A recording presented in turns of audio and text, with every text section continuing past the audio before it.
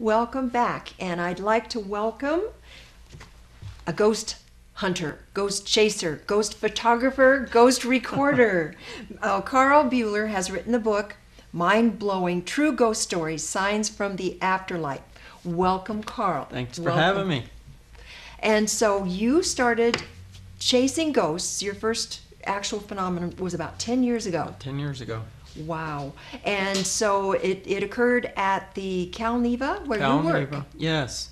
And it just that continues. You still work there. Yeah, absolutely. As a matter of fact, the second week I was there, I was going downstairs to get some stuff. As I was getting ready to walk back up, I noticed a door that slowly opened, stopped, and then slowly shut. Now it latched.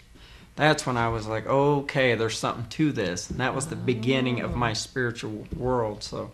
And so you started taking photographs and recording things. And now how many photographs have you taken overall? In about 10 years, 100,000 pictures. I've got about 10 apparitions, real full-blown apparitions. So you're looking at one in every 10,000. So you have to be really dedicated to be able to catch these things. Oh my goodness. Well, one of the most amazing you brought, this actually occurred at the Cal Neva on the Frank Sinatra stage. Celebrity stage. Celebrity stage. Now I'm going to put this up. This is amazing. This is actually an apparition. Absolutely. Look at that. And you can actually see the stage right here as it's walking toward him. So we know it was taken there at the Cal Neva and it wasn't out of a book or anything. So that's real. Absolutely amazing. But the thing is, when you take these photographs, you can't really see. There's nothing there. So it doesn't appear until after you actually develop the photographs. Right. Sometimes though you feel things like the more you do this, the more you experience it. Sometimes you'll feel cold chills that shouldn't be there, knocks, little noises, stuff like that. So it kind of cues you alert you a little bit yes. that something's going on and you should be paying attention. Now, you brought a tape, and so if we're ready, I'd like to roll the tape. Hand side of your screen. This is in infrared. Something walks right past the camera and you can see through it, and there is no light to cast a shadow. Look at it again. And then there was some EVP. Listen as the seance master asks, "Is that you, Frank?" And someone answers, "Maybe." Frank, is that you? I think it was Frank. He answered us. So maybe. Yeah, and that sounds just like him, smart aleck that he yes, was. Very smart. That's what he would say. Oh my goodness. And so now there are periodic seances that are held on this stage. Absolutely. And there's a photograph here. You were telling me the story of the table that actually lifted, and you can see the candle trails. There was actually movement here. Absolutely. Look at that. Yeah, I'll never forget that long as I live. My psychic lady, she was at the end of the stage. She come running up, and I looked in her eyes, and I saw fear, and I said, "Are you okay?" She says, "No." And I said, "Well, what's the matter?" She said, "They're here." And I said, "Who's here?"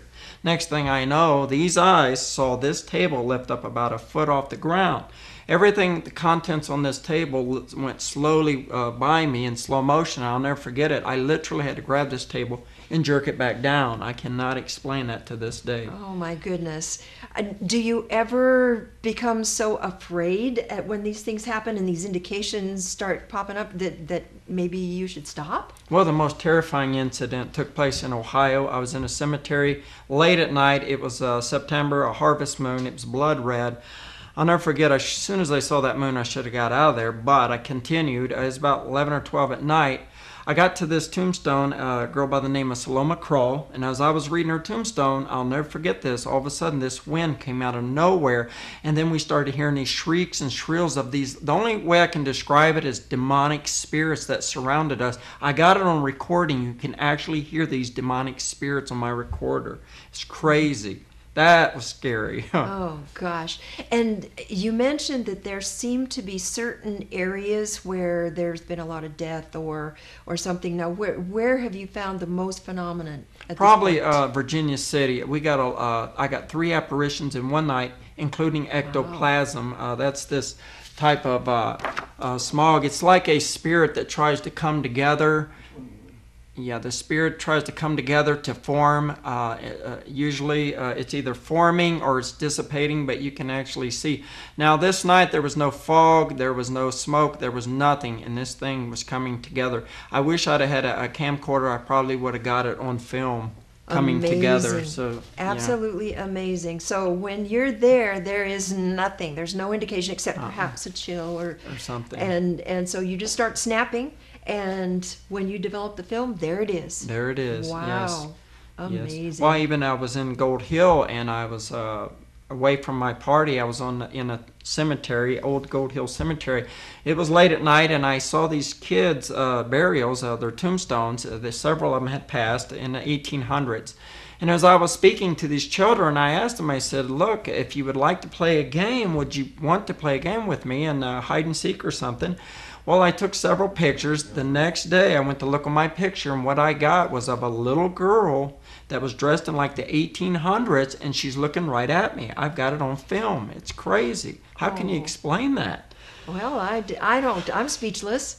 Oh, my goodness. So you've been working on the book then for, you actually from start to finish on the book itself was 2 years, but your research has been over the whole 10 years. Right. And so you travel around and you get the experiences and you've written a book. Absolutely. Amazing. Now, once again, the name of the book is Mind-Blowing True Ghost Stories, Signs from the Afterlife.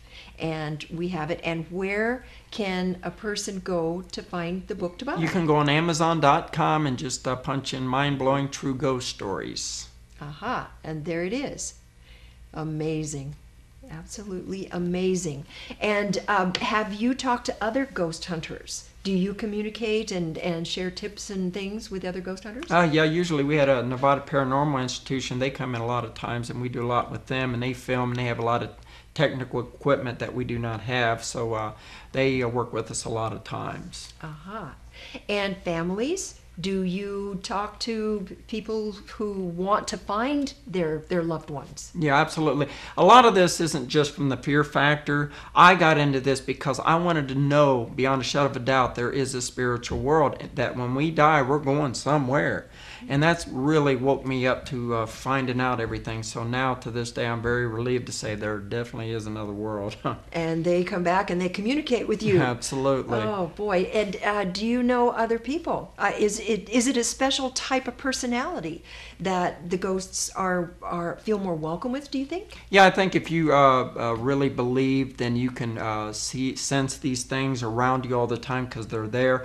If you keep your mind shut, you won't probably get very much of anything, but you really have to cue into what's around you, and I think they will come. Is there any particular thing that you do to encourage them? Do you? Yes. Oh, a lot of times we'll try to enhance. If they're not doing anything, I'll even go as far as provoking them, like scratch me, kick me, bite me. I'll try to do anything to get them to come out. I want to know they're there. Thank goodness I haven't had any attacks yet, but you never know. Oh my goodness, you're braver than I am. I don't think I actually don't know what I'd do if I saw a ghost, if something materialized, or if I felt, I don't know. Of course, you hear noises in the night, and you just think, well, it's a bug or a mouse or something. But it could be an apparition or something. The thing is, I got all this evidence. I could go in a court of law and say, look, if you don't believe me, listen, I've got EVPs probably EVP, now what is EVP? EVP stands for electronic voice phenomena. That's when you actually hear a ghost spirit talking or communicating with you. Now, the human ear cannot pick this up. However, your recorder can. It's like a dog can hear a whistle, a human cannot. So when you play back your tape, a lot of times you'll get these voices that you can't explain. And I've had over 100. Now, you might explain 50%. There's that other 50% you cannot explain. It just happens, and there's something causing it. There is a phenomenon. Well, I tell you what, folks, this is really cool. I have to tell you, thank you for all of your work. Sure. The book, once again, is Mind-Blowing True Ghost Stories, Signs from the Afterlife. And thank you, Carl, for coming. Thank Carl, you so much. It's amazing. It is absolutely amazing. So check it out, you guys. It's very cool. And I want you to stay tuned, and we'll come back and we'll hear from QRS Music.